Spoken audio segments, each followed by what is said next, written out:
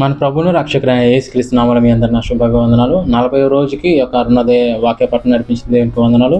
ఈ దినము మనము అపోస్తలుల కార్యములు 3వ అధ్యాయం 4వ అధ్యాయం దేవుని వాక్య పఠనం చేద్దాం. ప్రార్థన చేసుకుని ప్రారంభించుకుందాం. ప్రార్థన.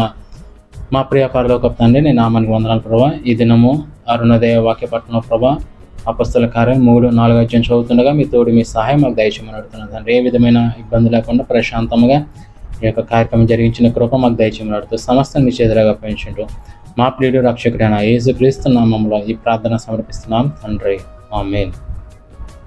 3వ అధ్యాయము. పగలు 3 గంటలకు ప్రార్థన కాలమున పేతురును యోహానును దేవాలయమునకు ఎక్కి వెలుచుండగా పుట్టినది మొదలుకొని కుంటివాడైన ఒక మనుషుడు మోసుకొని పోబడుచుండెను. వాడు దేవాలయంలోనికి వెళ్ళువారిని భిక్షమడుగుటకు కొందరు ప్రతిదినము వానిని శృంగారమును దేవాలయపు ద్వారమునొద్ద ఉంచుచూ వచ్చిరి. పేతురును యోహానును దేవాలయంలో ప్రవేశింపబోనప్పుడు వాడు చూచి భిక్షమడుగగా పేతురును యోహానును వారిని తేరి చూచి మా తట్టు చూడమనిది. వాడు వారి యొద్ద ఏమైనా దొరుకునని కనిపెట్టుచు వారి యందు లక్ష్యముంచెను. అంతటా పేతురు, వెండి బంగారం నా యొద్ద లేవు, కానీ నాకు కలిగినదే నీకిచ్చుచున్నాను. నజరేయుడైన యేసుక్రీస్తు నామమున నడువుమని చెప్పి వాని కుడి చెయ్యి పట్టుకొని లేవనెత్తెను. వెంటనే వాని పాదములను చీలమండలమును బలము పొందెను. వాడు దిగ్గున లేచి నిలిచి నడిచెను. నడుచుచు గంతులు వేయుచు దేవుని స్తుతించుచు వారితో కూడా దేవాలయంలోనికి వెళ్ళెను. వాడు నడుచుచు దేవుని స్తుతించుట ప్రజలందరూ చూచి శృంగారమును దేవాలయపు ద్వారమునొద్ద భిక్షము కొరకు కూర్చుండిన వాడు వీడే అని గుర్తెరిగి వానికి జరిగిన దానిని చూచి విస్మయముతో నిండి పరవశులైరి. వాడు పేతురును యోహానును పట్టుకొని ఉండగా ప్రజలందరూ విస్మయం పొంది సొలొమోను మంటపంలో ఉన్న వారి వద్దకు గుంపుగా పరిగెత్తి వచ్చిరి. పేతురు దీనిని చూచి ప్రజలకు ఇట్లనెను, ఇశ్రాయేలులారా, మీరు వీని విషయమై ఎందుకు ఆశ్చర్యపరుచున్నారు? మా సొంత శక్తి చేతనైనను భక్తి చేతనైనను నడవను. వీనికి బలమిచ్చినట్టుగా మీరెందుకు మా తట్టు తేరి చూచుచున్నారు? అబ్రహాము, ఇస్సాకు, యాకోబు అను వారి దేవుడు అనగా మన పితరుల దేవుడు తన సేవకుడైన యేసును మహిమపరిచి ఉన్నాడు. మీరు ఆయనను అప్పగించితిరి. పిలాతు ఆయనను విడుదల చేయుటకు నిశ్చయించినప్పుడు మీరు అతని ఎదుట ఆయనను నిరాకరించితిరి. మీరు పరిశుద్ధుడను నీతిమంతుడైన వానిని నిరాకరించి నరహంతకుడైన మనుషుణ్ణి మీకు అనుగ్రహింపమని అడిగితిరి. మీరు జీవాధిపతిని చంపితిరి, గాని దేవుడు ఆయనను మృతుల నుండి లేపెను. అందుకు మేము సాక్షులము.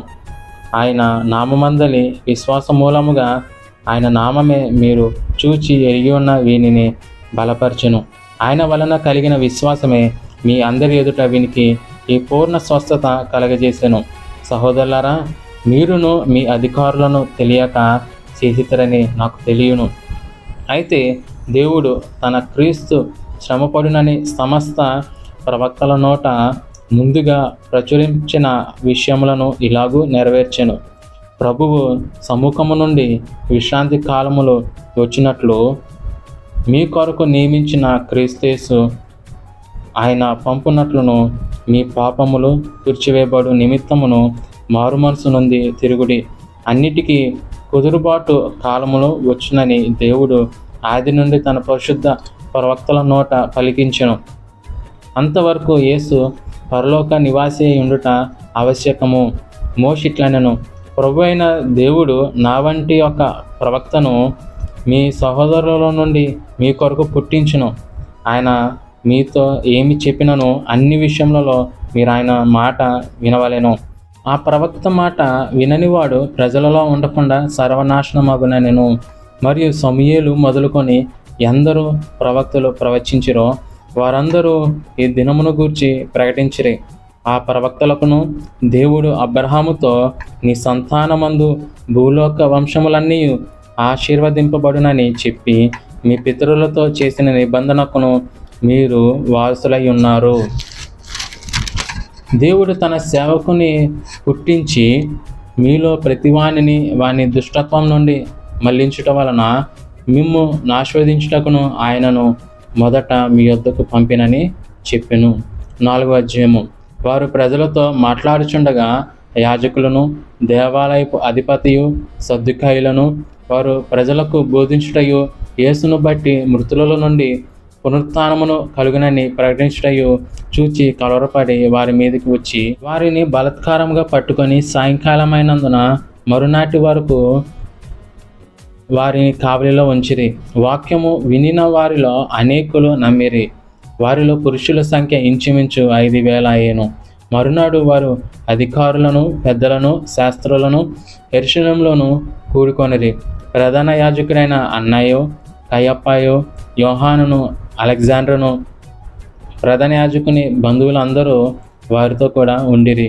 వారు పేతురును, యోహానును మధ్య నిలవబెట్టి, మీరు ఏ బలము చేత, ఏ నామను బట్టి దీనిని చేసితిరని అడుగగా, పేతురు పరిశుద్ధాత్మతో నిండినవాడై ఇట్లనెను, ప్రజల అధికారులారా, పెద్దలారా, ఆ దుర్బలునికి చేయబడిన ఉపకారమును గూర్చి వారు దేని వలన స్వస్థత పొందినని నేడు మమ్మును విమర్శించుచున్నారు గనుక మీరందరూ, ఇశ్రాయేలు ప్రజలందరూ తెలుసుకొనవలసిన దేమనగా, మీరు సిలువ వేసినట్టు, మృతుల నుండి దేవుడు లేపినట్టు, నజరేయుడైన యేసుక్రీస్తు నామమునే వీడు స్వస్థత పొంది మీ ఎదుట నిలుచుచున్నాడు. ఇల్లు కట్టువారైన మీరు తృణీకరించిన రాయి ఆయనే. ఆ రాయి మూలకు తలరాయను. మరి ఎవని వలనను రక్షణ కలగదు. ఈ నామమునే మనము రక్షణ పొందవలెను గాని ఆకాశం క్రింద మనుషులలో ఇయ్యబడిన మరి ఏ నామమున రక్షణ పొందలేము అనెను. వారు పేతురు, యోహానుల ధైర్యమును చూచినప్పుడు వారు విద్యలేని పామరులని గ్రహించి ఆశ్చర్యపడి వారు యేసుతో కూడా ఉండిన వారని గుర్తెరిగిరి. స్వస్థత పొందిన ఆ మనుషుడు వారితో కూడా నిలిచిండుట చూచి ఏమీ ఎదురు చెప్పలేకపోయిరి. అప్పుడు సభ వెలుపలికి పొండని వారికి ఆజ్ఞాపించి తమలో తాము ఆలోచన చేసి, ఈ మనుషులను మనమేమి చేయుదము?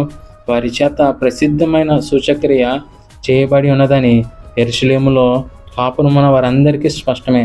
అది జరగలేదని చెప్పజాలము. అయినను ఇది ప్రజలలో ఇంకా వ్యాపింపుకొనుటకై ఇక మీదట ఈ నామమును బట్టి ఏ మనుషులతోనైనాను మాట్లాడకూడదని మనము వారిని బెదురు పెట్టవలనని చెప్పుకొనిరి. అప్పుడు వారిని పిలిపించి, మీరు యేసు నామమును బట్టి ఎంత మాత్రమును మాట్లాడకూడదు, బోధింపకూడదని వారిని ఆజ్ఞాపించిరి.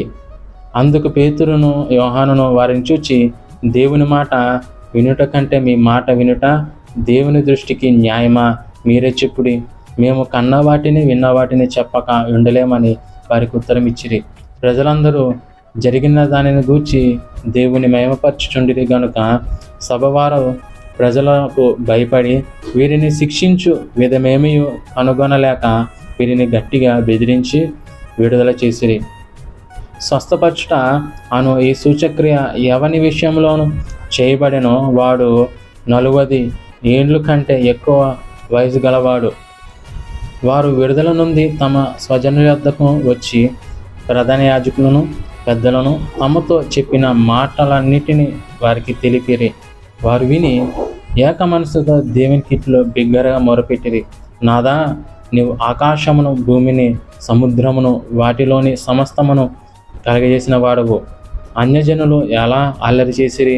ప్రజలెందుకు వ్యర్థమైన ఆలోచనలు పెట్టుకొనిరి? ప్రభు మీదను ఆయన క్రీస్తు మీదను భూరాజులు లేచిరి, అధికారులను ఏకముగా కూడుకొనిరి అని నీవు పరిశుద్ధాత్మ ద్వారా మా తండ్రియు నీ సేవకునైన దావీదు నోట పలికించితివి.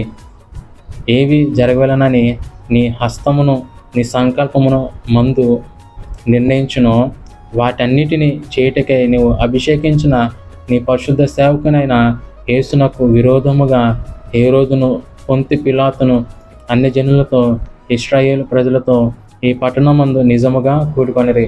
ప్రభువా, ఈ సమయమునందు వారి బెదిరింపులు చూచి రోగులను స్వస్థపరచుటకును నీ పరిశుద్ధ సేవకుడైన యేసు నామము ద్వారా సూచక్రియలను, మహత్కార్యములను చేయుటకును నీ చెయ్యి చాచి ఉండగా నీ దాసులు బహు ధైర్యముగా నీ వాక్యమును బోధించినట్లు అనుగ్రహించుము. వారు ప్రార్థన చేయగానే వారు కూడి ఉన్న చోటు కంపించును. అప్పుడు వారందరూ పరిశుద్ధాత్మతో నిండిన వారే దేవుని వాక్యమును ధైర్యముగా బోధించిరి. విశ్వసించిన వారందరూ ఏకహృదయమును ఏకాత్మయ గల వారై ఉండిరి.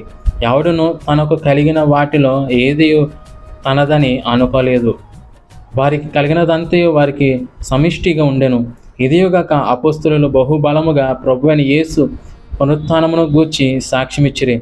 దైవకృప అందరి యందు అధికముగా ఉండెను. భూములైనను ఇండ్లనైనను కలిగిన వారందరూ వాటిని నమ్మి అమ్మిన వాటిని వెల తెచ్చి అపోస్తల పాదముల యొద్ద పెట్టుచు వచ్చిరి. వారు ప్రతివానికి వాని అక్కర కొలది పంచిపెట్టిరు కనుక వారిలో ఎవనికిని కొదవలేకపోయెను. కుప్రాలో పుట్టిన లేవీయుడగు యోసేపు అను ఒకడుండెను. ఇతనికి అపోస్తలులో హెచ్చరిక పుత్రుడు అని అర్థమిచ్చు బర్నబా అను పేరు పెట్టి ఉండిరి. ఇతడు భూమి గలవాడై ఉండి దానిని అమ్మి దాని వెల తెచ్చి అపోస్తలుల పాదముల యొద్ద పెట్టెను. దేవుడు ఈ యొక్క వాక్యమును దీవించి ఆశీర్వదించునుగాక. ప్రార్థన చేసుకుని ఈ యొక్క కార్యక్రమాన్ని ముగించుకుందాం. మమ్మల్ని మిక్కిలిగా ప్రేమించిన మా ప్రియ పరలోకపు తండ్రి, నీ నామమునకు వందనాలు ప్రభువా. ఈ దినము అపోస్తల కార్యము 3వ అధ్యాయము 4వ అధ్యాయము దేవ చదవడానికి ఇచ్చిన కృపగా స్తోత్రము తండ్రి. చదవబడిన వాక్యంలో తండ్రి అనేకమైన విషయం మాకు తెలియపరిచారు. అలానే ప్రభా, మేము ఏ విధముగా సేవకుల పట్ల ఉండాలో, ఏ విధంగా జీవించాలో మాకు తెలియపరిచే విధానానికి వందనాలు తెలుస్తున్నాం తండ్రి. ఈ దినమంతా మేము చేస్తున్న పనుల్లోను ప్రయత్నాలను అన్ని విషయాల్లో మాకు తోడు సహాయం అనుగ్రహించుకున్నట్టు మా ప్రియ రక్షకుడైన యేసుక్రీస్తు నామములో ఈ ప్రార్థన సమర్పిస్తున్నాం తండ్రి. ఆమేన్. అందరికీ వందనాలండి.